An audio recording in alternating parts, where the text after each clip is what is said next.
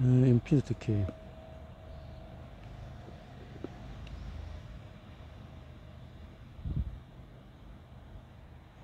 인피니트 게임, 인피니트 게임. 무한 게임 사고 방식의 장점.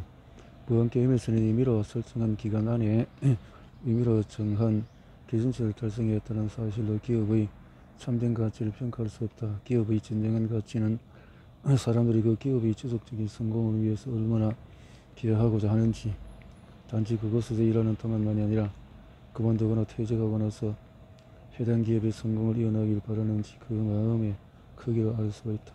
이런 개인 사고방식을 지닌 리더는 직원, 고객, 주주로부터 무언가를 얻어내어 임의로 정한 기준을 충족하려고 애쓴다. 반면에 무한 게임 사고방식을 지닌 리더는 직원이 열심히 일하고 고객이 지갑을 열고 주주가 더 많이 투자할 마음이 자연스럽게 드는 기업을 만들기 위해서 노력한다. 사람들이 계속해서 자발적으로 기업에 기여하도록 독려한다. 무한게임 사고방식을 지닌 참여자들은 자신이 입사할 때보다도 퇴사할 때 기업이 더 발전되어 있기를 바란다.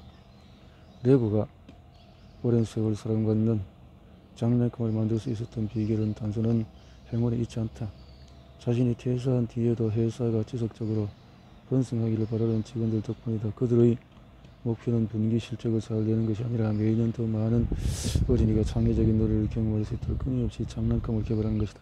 카스에 따르면 이러한 게임 사고방식을 지닌 리더들은 어떻게든 자신이 이기는 끝을 만들기 위해서 플레이한다. 그들이 이기기를 원한다면 누군가 반드시 져야 한다. 그들은 자신만을 위해서 플레이하며 다른 참여자들을 물리치고 이기겠다는 일념으로 계획을 세우고 실천한다. 언제나 당연히 그렇게 해야만 한다고 굳게 믿지만 사실 그렇지 않다. 그렇게 행동하라는 법은 어디에도 없다. 그들의 사고방식이 그런 행동을 이끌어내고 있을 뿐이다.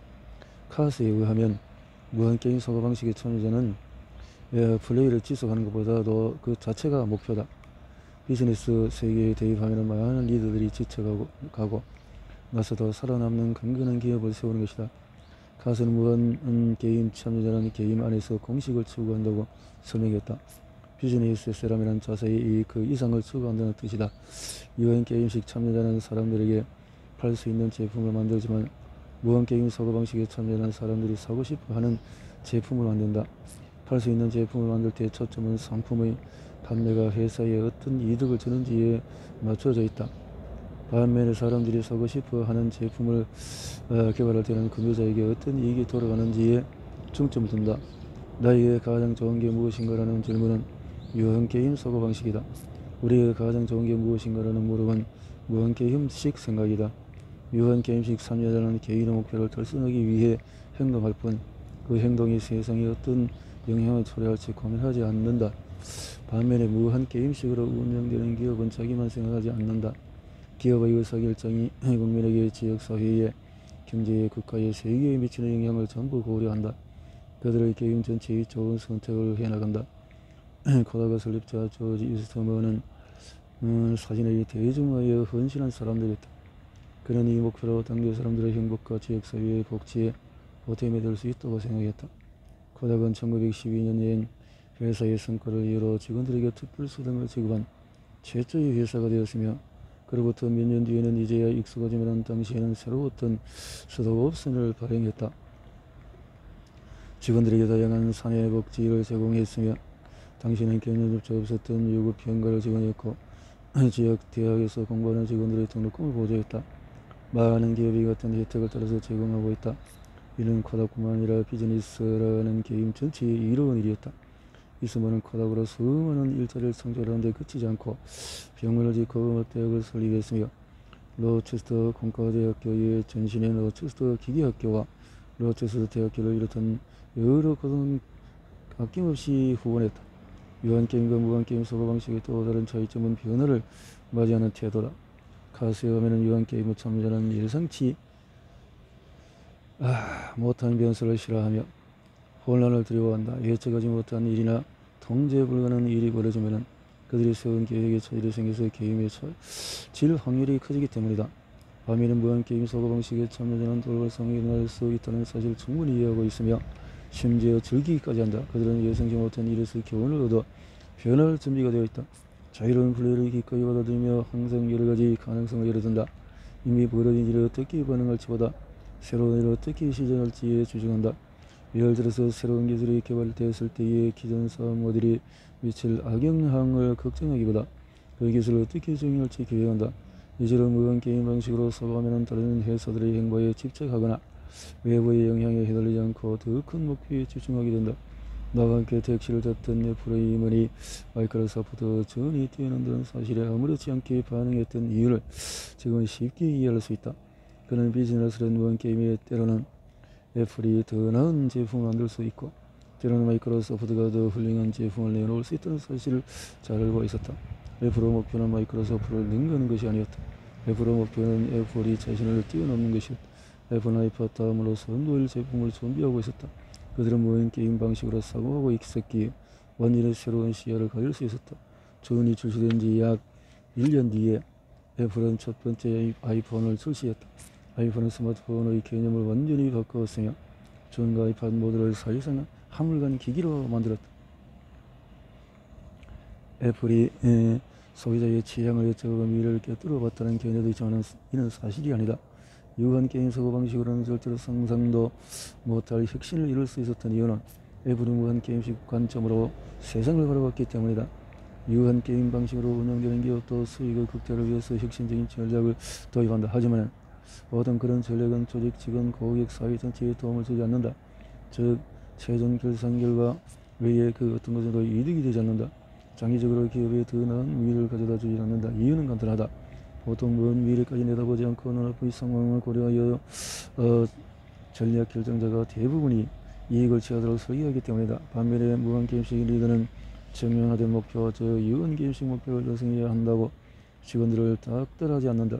직원들에게 더 넓은 시각으로 미래를 바라볼 것을 요청하고 모두에게 이로운 길을 찾도록 독려한다. 이들에게 유한게임식 목표는 진정한 목표를 향해 얼마나 달려갔는지 확인시켜주는 표지판일 뿐이다. 모든 사람이 무한게임식 목표에 집중할 때 그때 혁신이 일어날 뿐 아니라 기업의 실적도 좋아진다. 실제로 리더가 무한게임 사고방식을 지닌 회사는 기록적인 수익을 내는 일이 많다. 게다가 그런 리더가 이끌어낸 의욕과 혁신, 협동,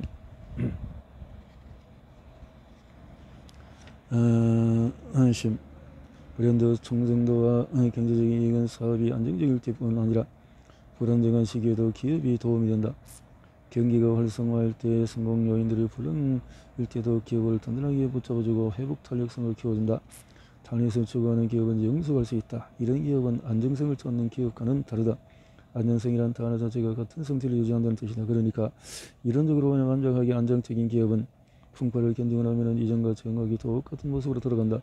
좀 더 현실적으로 설명하자면 보통 어느 기업이 안정적이라고 언급되는 경우는 위험 수준이 높지만 기대되는 성과도 높은 기업과 대조될 때마다 되다.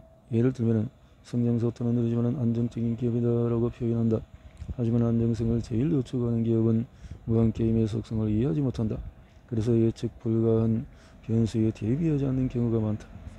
그들은 기존 전략에 방해가 되는 요소들, 신기술, 새로운 경쟁자, 시장 변동 혹은 전 세계에서 발생하는 여러 사건 등에 어떻게 대처할지에 대처로 준비하지 않는다. 무한게임식 리더는 단순히 외부의 변화를 감수할 수 있을 정도의 기업을 세우지 않는다. 변화가 왔을 때 스스로 탈바꿈할 수 있는 기업이 그들이 만들고자 하는 기업이다. 급하게 일들을 능력이 받아들이고 새로운 능력에 적응하는 것이다. 회복 탄력성이 높은 회사들은 풍파를 겪은 뒤에 종종 이전과 완전히 다른 모습으로 재등장한다. 그리고 자신의 그런 변신을 좋아한다. 스위스 아미나이프로 유명한 스위스의 기업 빅토리녹스는 9.11 테러가 발생하자 경영의 직격탄을 맞았다. 기업 판촉물의 대명사이자 은퇴, 생일, 졸업 등의 대표 선물로 사랑했던 상품이 갑자기 기내 반입 금지 품목이 된 것이다. 이런 상황에서 보통 기업들은 기존 사업 모델에 입은 타격에 집착하여 피해 금액이 얼마인지 계산하는 등 방어적인 태도를 취하기 마련이다. 하지만 빅토리녹스는 오히려 공격적인 태세로 전환했다. 이 갑작스러운 사태를 위협이 아닌 기회로 여겼다. 무한게임 사고방식을 지닌 사람들의 전형적인 행동이다. 빅토리녹스의 경영진은 대규모 비용 절감을 감행하는 대신에 오히려 신제품 개발에 투자를 확대했으며 기존 브랜드로 새로운 시장에 진입하는 방안을 강구했다. 이런 격변 속에 지구를 단 한 사람도 해고하지 않았다. 그들은 빅토리녹스는 언젠가 분명 힘든 시기가 닥쳐오리라 예상하고 현금을 비축해 오고 있었다. 빅토리녹스의 CEO 칼 엘스너는 이렇게 말했다. 세계 경제의 역사를 살펴보면 늘 이런 식이었습니다. 언제나 그랬죠. 미래도 항상 그럴 것입니다. 영원히 좋을 수만은 없어요. 끝없이 나빠지기만 할 수도 없죠. 저희는 다음 분기를 바라보지 않습니다. 다음 세대를 바라봅니다.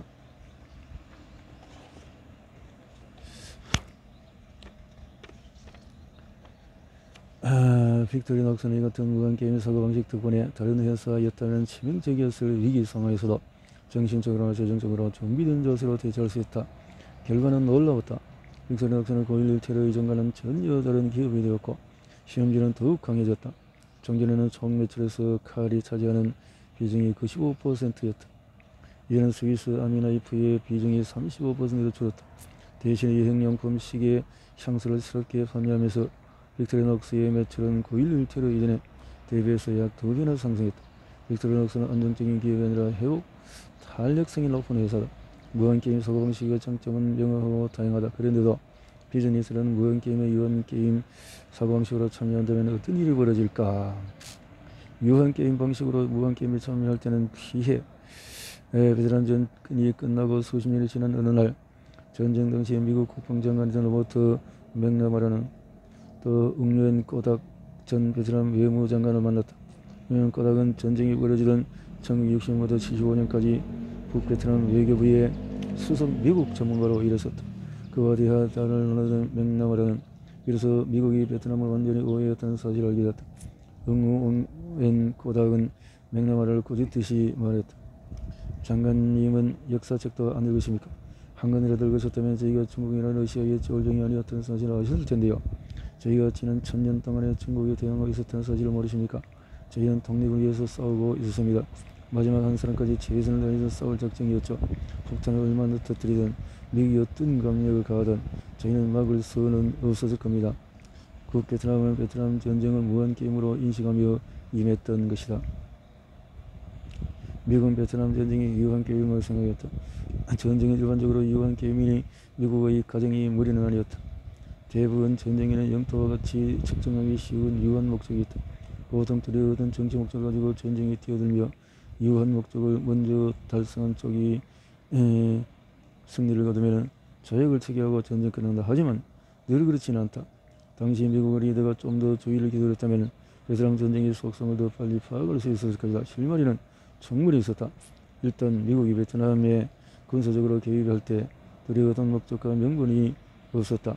전쟁에 명확한 정치적인 목적이 있어야 그것이 먼저 이론 쪽이 승리를 선언하고 각자 집으로 돌아갈 텐데 그럴 만한 목표가 없었다. 설사 있었다고 해도 베트남 쪽에서 받아들이지 않았을 것이다. 게다가 미국은 전쟁의 대상을 오해하고 있었다. 미국은 베트남 내전이 중국과 소련에 대항하는 대리전이라고 생각했다.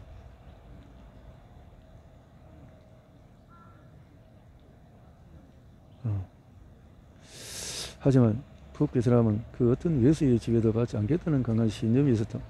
제국주의가 팽배했던 시절에는 제국주의의 세력과 수십 년간 싸웠고 제3차 세계대전 때는 일본과 맞섰고 이후에는 프랑스의 한거였다.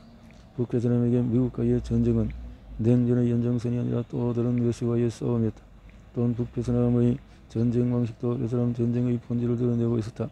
북베트남은 미국과 달리 통상적인 방법으로 전투하지 않았고 병력을 얼마나 잃든 간에 항전을 멈추지 않았다. 미국은 이를 단서로 이 전쟁이 무한게임이라는 사실을 알아채었어야 했다. 유한게임 방식으로 무한게임에 참여하면 게임을 계속하는 데 필요한 의지력과 지원을 순식간에 다 써버리고 수렁에 빠질 확률이 높아진다. 베트남 전쟁에서 미국이 딱 이런 상황이었다. 무한게임을 하고 있던 베트남을 상대로 유한게임식 전술을 펼쳤다. 미국을 이기기 위해서 싸웠지만 북베트남은 자신을 지키기 위해 싸웠다. 당시 미국의 군사력이 훨씬 더 뛰어났음에도 불구하고 이런 전쟁에서 미국의 우세를 차지할 길은 없었다. 미국이 베트남에서 철수한 이유는 군사적 정치적 승리가 또 패배가 아니라 자국의 여론 때문이었다.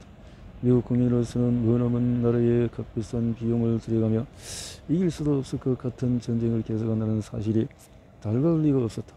미국의 베트남 전쟁에서 졌다는 말보다는 전쟁을 지석을 거질까 자원을 소진해 게임을 들 수밖에 없었다는 것이 더 정확한 표현이다.